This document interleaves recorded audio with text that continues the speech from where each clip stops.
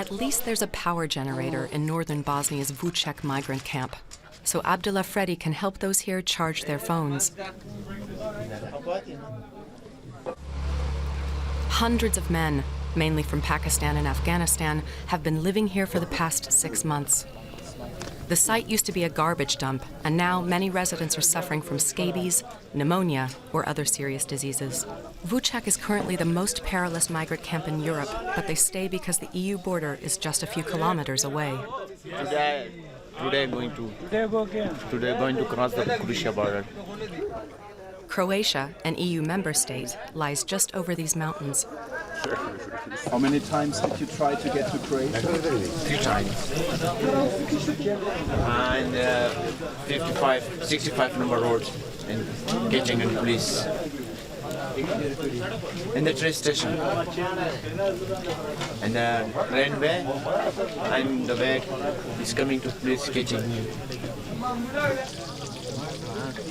The police sent Abdullah Fredi straight back to the camp. Winter is approaching fast, and that means there could soon be up to 2 meters of snow, so there's not much time left to try to flee. It's an appalling condition here. People will die here. Have you ever been in winter here? No, I haven't been in it. The isolated makeshift camp was set up in the summer. Up to 2 times per day, Jevad Levakovic has a tank truck filled with drinking water for the migrants.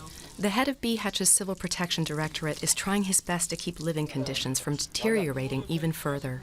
Vucjak has been left to itself. The Civil Protection Directorate got involved to prevent infectious diseases from spreading in the camp and to the town of Bihac. Over the past 2 years, more and more migrants have arrived in the area. A growing number of locals have grown annoyed by the situation, including employees of Bihac's waterworks. We've had enough. It's a tough situation for these migrants, but for the locals too. The situation needs to change. You can hardly walk through town anymore without seeing migrants. There are more migrants than locals now. Bihac is full of migrants hoping to make it to the neighboring EU. 2 years ago, there were an estimated 200. Now it's believed there are over 5,000 in and around the town. Then, last summer, the local authorities opened Vucjak and brought them there.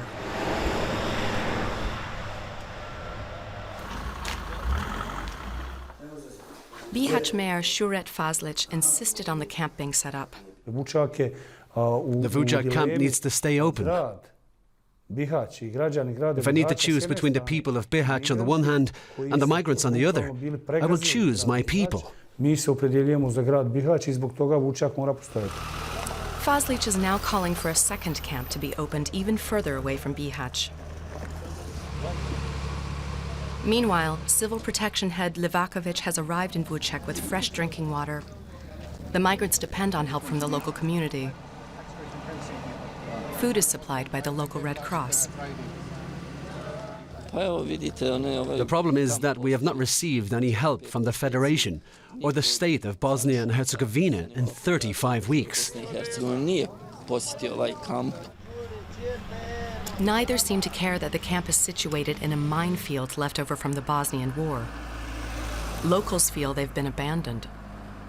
Bosnia and Herzegovina has struggled to set up migrant camps elsewhere because of its complicated political situation, a legacy of the Bosnian War in the 1990s. Bihac's mayor had suggested opening a new migrant camp 60 kilometers further south on this disused farm, in a Serbian enclave. But local Serbian mayor Dihan Prosic categorically rejected the idea. We barely have any common shared agreements in this country. Look, the town of Bihac wants to solve the migrant crisis this way, but the regional authorities here in northwest Bosnia want to take a different approach. And then we also have Republika Srpska as well as international aid groups. That's how things are in Bosnia and Herzegovina. There's no coordination, no common plan. Abdullah and the other migrants are stranded in the camp with nowhere to go. And the first snow is expected soon.